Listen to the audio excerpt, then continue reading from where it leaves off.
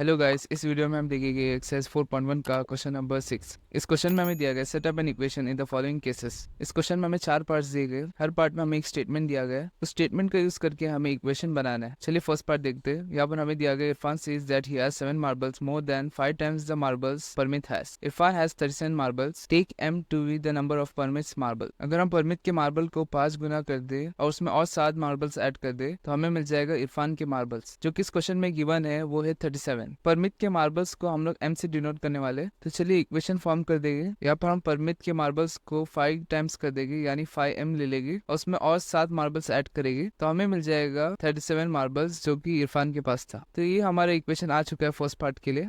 चलिए second part के लिए इक्वेशन रेडी करते हैं। यहाँ पर दिया गया लक्ष्मी's father is 49 years old. He is 4 years older than 3 times Lakshmi's age. Take Lakshmi's age to be y years. Lakshmi के फादर की एज थी 49 years, और अगर हम लोग लक्ष्मी की एज को 3 गुना कर दे और उसमें और 4 साल ऐड कर दे तो हमें मिल जाएगी लक्ष्मी के फादर की एज, जो की थी 49 years। यहाँ पर हम लक्ष्मी की एज को डिनोट कर रहे हैं y years से। यहाँ पर हम 3 टाइम्स y कर देंगे और उसमें ऐड कर देंगे और 4 साल, तो हमें मिल जाएगा लक्ष्मी की फादर की एज, जो की थी 49 years। तो सेकंड पार्ट के लिए भी इक्वेशन आ चुका है। चलिए थर्ड पार्ट देखते हैं। यहाँ पर दिया गया the teacher tells the class that the highest marks obtained by a student in a class is twice the lowest marks plus 7। और यहाँ पर दिया गया द हाईएस्ट स्कोर इज 87 और लोएस्ट मार्क्स को यहाँ पर एल से डिनोट किया गया। एक क्लास में एक टेस्ट कंडक्ट किया गया था और टीचर बोलती है कि अगर हम लोएस्ट मार्क्स को दुगना कर दे और उसमें और 7 मार्क्स ऐड कर दे तो हमें मिल जाएगा हाईएस्ट मार्क्स, जो कि एक स्टूडेंट ने लिया था। और यहाँ पर हाईएस्ट मार्क्स गिवन है, जो कि है 87। लोएस्ट मार्क्स को हम लोग एल से डिनोट कर रहे हैं, तो यहाँ पर हम लोएस्ट मार्क्स एल लेंगे और उसको दुगना कर देंगे और उसमें ऐड कर देंगे और 7 मार्क्स, तो हमें मिल जाएगा हाईएस्ट मार्क्स, जो कि था 87।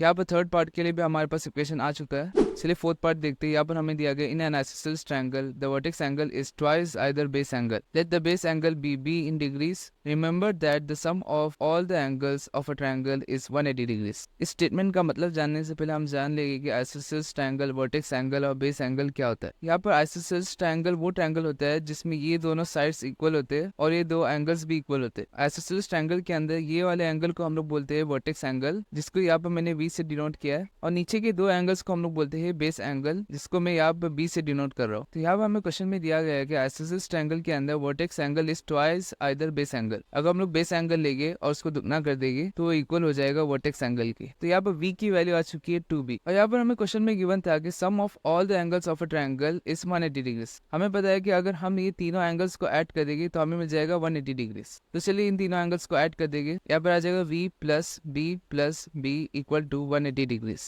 इस इक्वेशन का यूज करके हम लोग यहाँ पर v की वैल्यू पुट कर देंगे, तो यहाँ पर आ जाएगा 2b इक्वल टू 180 डिग्रीज। यहाँ पर 2b plus b equal to हो जाएगा 3b के, और 3b में अगर हम लोग और एक b ऐड करेंगे तो हमें मिल जाएगा 4b। तो यहाँ पर हमें फाइनल इक्वेशन मिल जाएगा 4b इक्वल टू 180 डिग्रीज। तो हमारा क्वेश्चन नंबर 6 कंप्लीट हो चुका है।